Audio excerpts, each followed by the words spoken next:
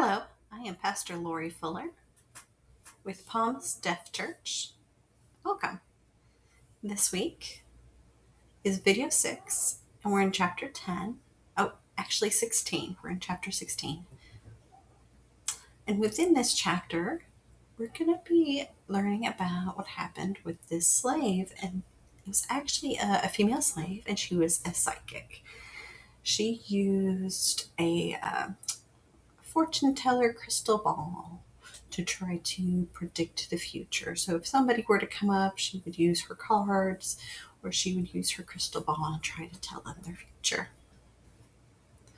So this slave was actually under a couple of people who were kind of overseeing her and her actions, and they would profit from her work. So one day, Peter, actually it was Paul. So one day Paul was coming along with a group of people, and the slave saw him and followed him. And she would yell and say, hey, this is Paul. Pay attention to him. He is very important. If you follow him, you'll be saved. So she said this over and over again for a few days. She kept yelling at people, telling people to follow him and you'll be saved. So finally, Paul said, that's enough. Cut it out. Stop yelling at people about this. So he turned to her and said, I command you to come out of her in the name of Jesus. And immediately, the demon that was within her vanished. And then, the couple of business owners who owned that slave, they weren't able to profit off of her anymore because she no longer had the demon's ability to speak fortunes or anything anymore. So they were really upset.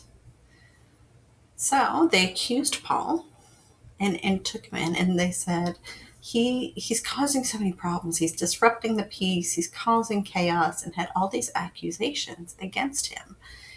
And they did that because they were mad because they were unable to use the slave to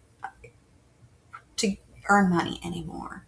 She wasn't able to be psychic anymore because of Paul. So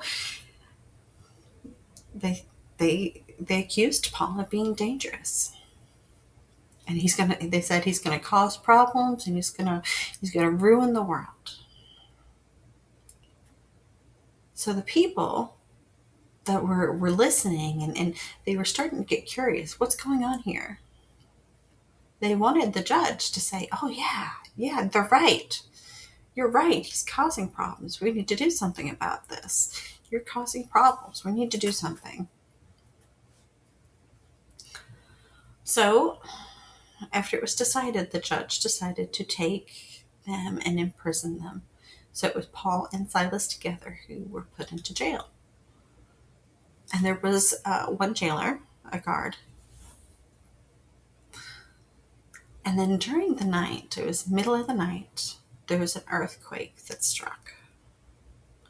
And when the earthquake hit, it means the jail cell doors opened. And the guard, the jailer, who was supposed to be sitting watch, had fallen asleep. And when he woke up, he saw the doors had opened. He panicked and he took out his sword and he was ready to turn it on himself. But Paul and Silas stopped him and said, no, we're still here.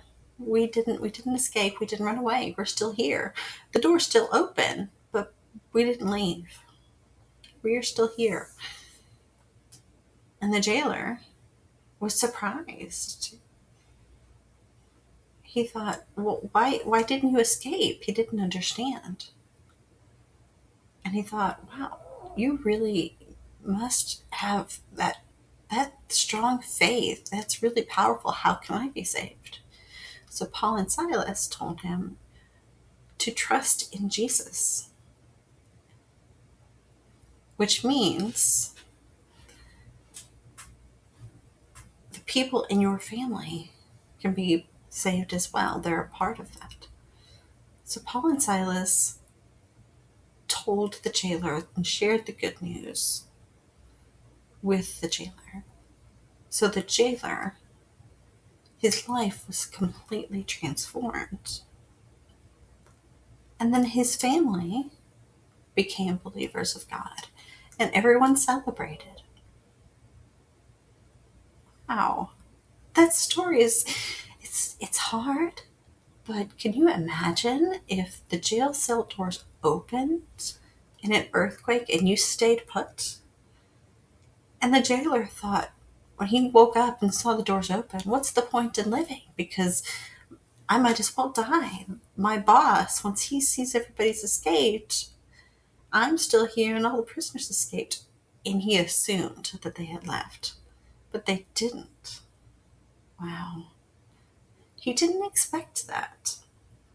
And because he didn't expect that, what he thought would have happened, his life had changed. And just like that, we can show a different response than people might expect because we have God within our hearts. And we'll continue discussion even more next week. See you then. Bye.